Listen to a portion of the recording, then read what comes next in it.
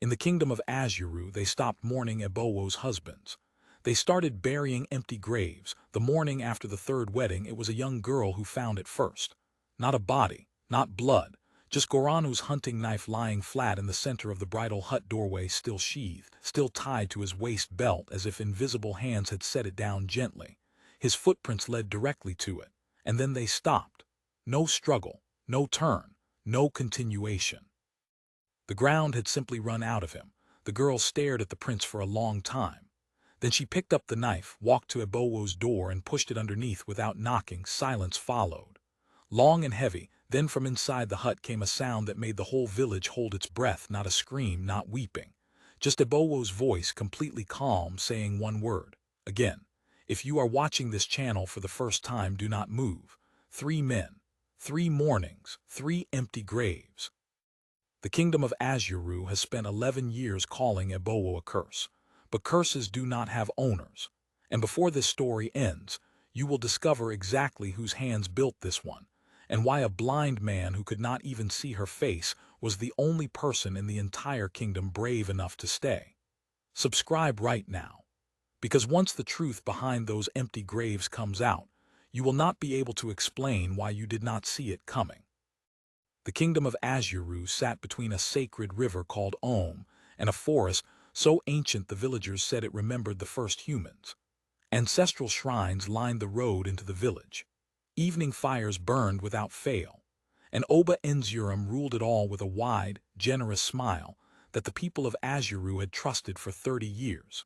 He stood in the palace courtyard that morning, presenting a parcel of land to an elderly farmer with both hands extended, the gesture of honor.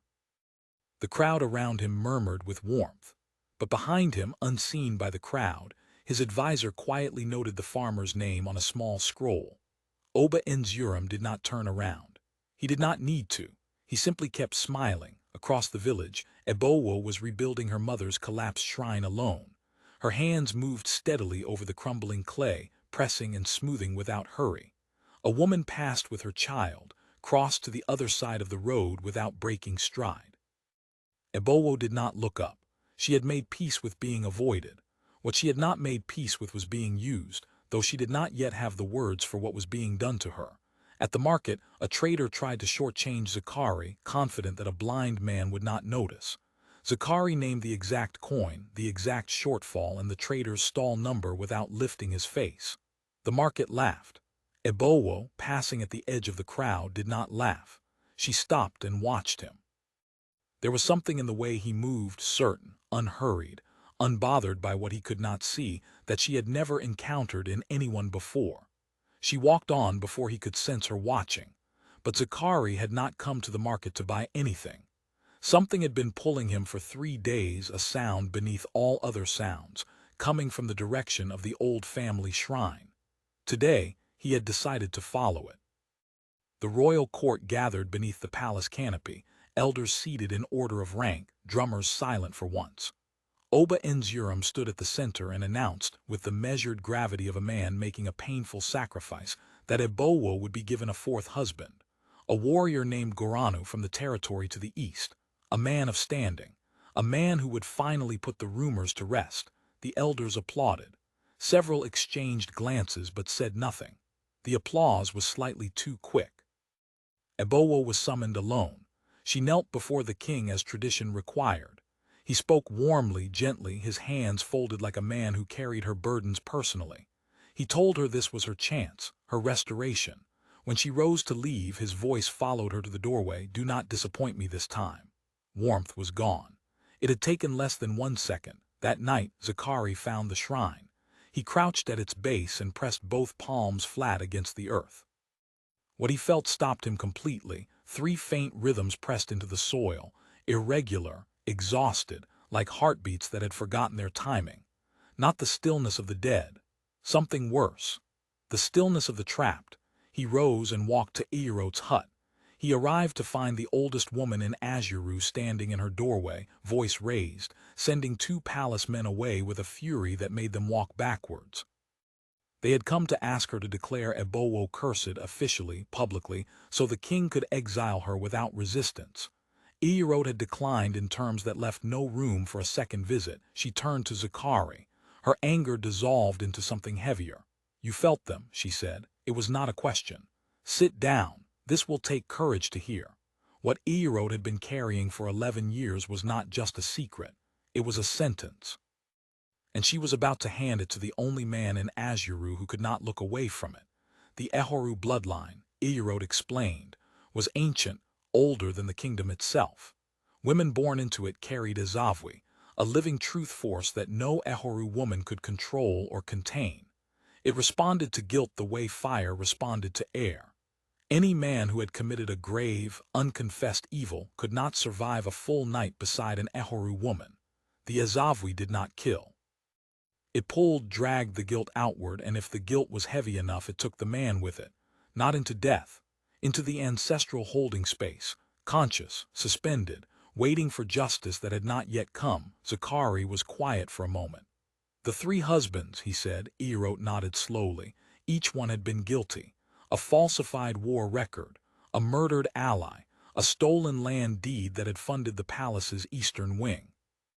Each man had been a thread that, if pulled, would unravel Oba Enzurum entirely.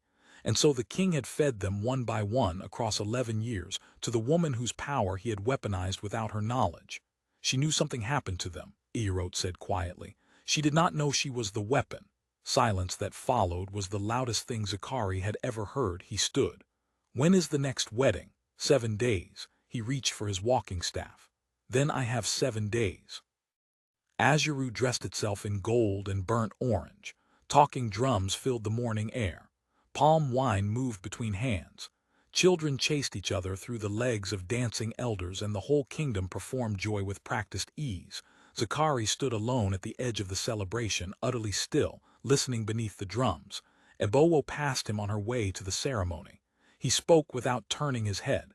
"You never chose a single one of them." She stopped walking. Her escorts continued 3 steps before they noticed. She looked at the back of his head. In 11 years, through 3 husbands and 3 empty graves, no one in Azuru had ever said that to her. "Who are you?" she asked. "Someone who listens," he said. "Goranu did not come here for love. He came here with leverage, something that belongs to the king, and the king cannot let him leave this wedding alive." She stepped closer. "And you are telling me this because tonight, whatever you feel inside that hut, you will not be facing it alone." She studied him for a long moment. Something moved across her face, not trust exactly, but the recognition of its possibility, which for Ebowo was rarer and more precious than trust itself. "I have never had anyone stand outside that door," she said softly. "I know," he said. "That ends tonight." She walked away without another word, but she did not tell her escorts to remove him. What neither of them saw was the palace guard standing close enough to have heard everything, already turning toward the king's chambers. Zakari had made his choice. What he did not know was that the king had already made his. Midnight. The village settled into the particular silence it always found on Ebowo's wedding nights, not peaceful, but careful. Inside the bridal hut, Goranu felt it begin. A pressure that had nothing to do with the physical world, something reaching inward past muscle and bone, pulling at something he had buried years ago and never looked at again. He was a warrior. He stood. He paced. He had faced spears and fire and did not flinch.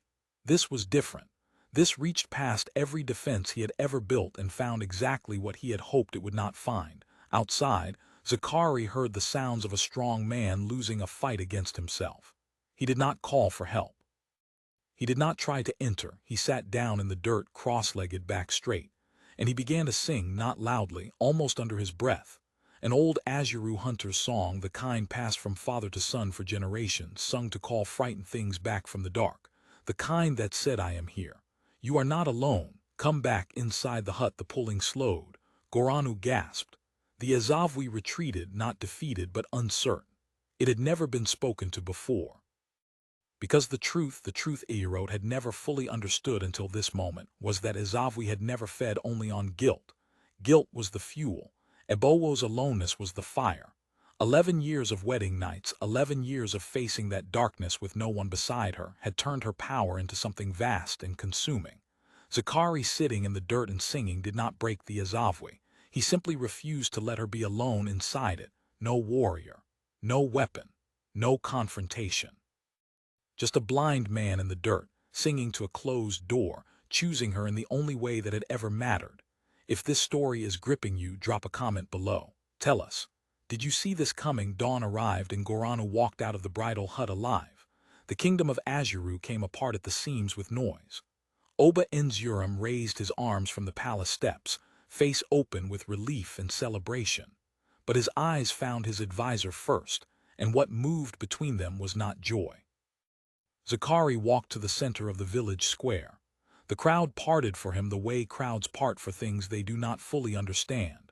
He described what he had felt at the shrine 3 nights earlier, 3 rhythms in the soil, alive but trapped.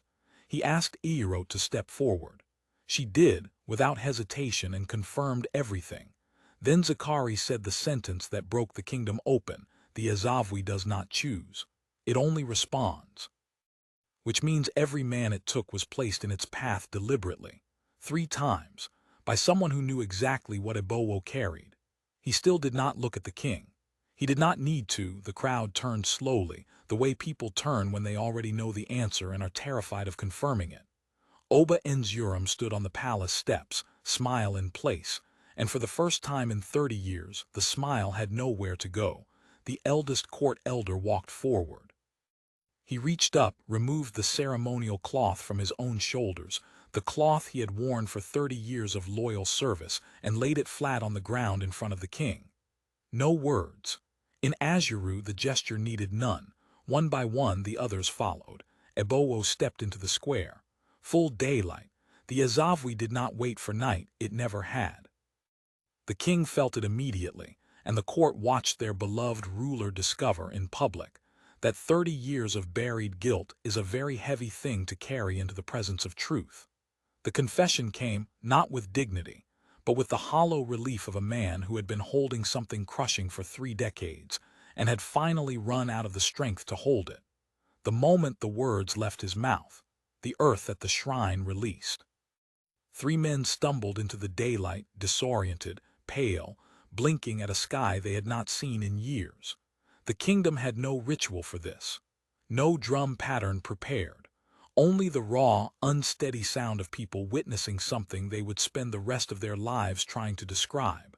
Ebowo walked to her mother's shrine alone. She knelt in the red earth and spoke out loud for the first time in years, told her mother's spirit it was finished, that the gift had never been the curse, that truth held in the wrong hands becomes a weapon, but truth held in the right ones becomes justice. Zakari sat beside her. He did not offer words. He simply stayed present and quiet, which had always been his greatest and most powerful gift. After a long silence, Ebowo turned to look at him. Really look, the way she had never allowed herself to look at anyone. You did not survive me because you were brave, she said softly. You survived me because you stayed. He reached out and found her hand in the dark between them. She did not pull away. Behind them, the ancient drums of Azuru began, not wedding drums, not mourning drums, but the drums of reckoning. The sound the oldest villagers whispered about. The sound that meant a kingdom was finally seeing itself clearly for the first time. The legend of Zakari and Ebowo would be told around fires in Azuru for 100 generations. That ending. If this story moved something in you, subscribe right now and share it with someone who loves a tale that hits differently. The next story is already waiting, and it is darker, stranger, and even more dangerous than this one.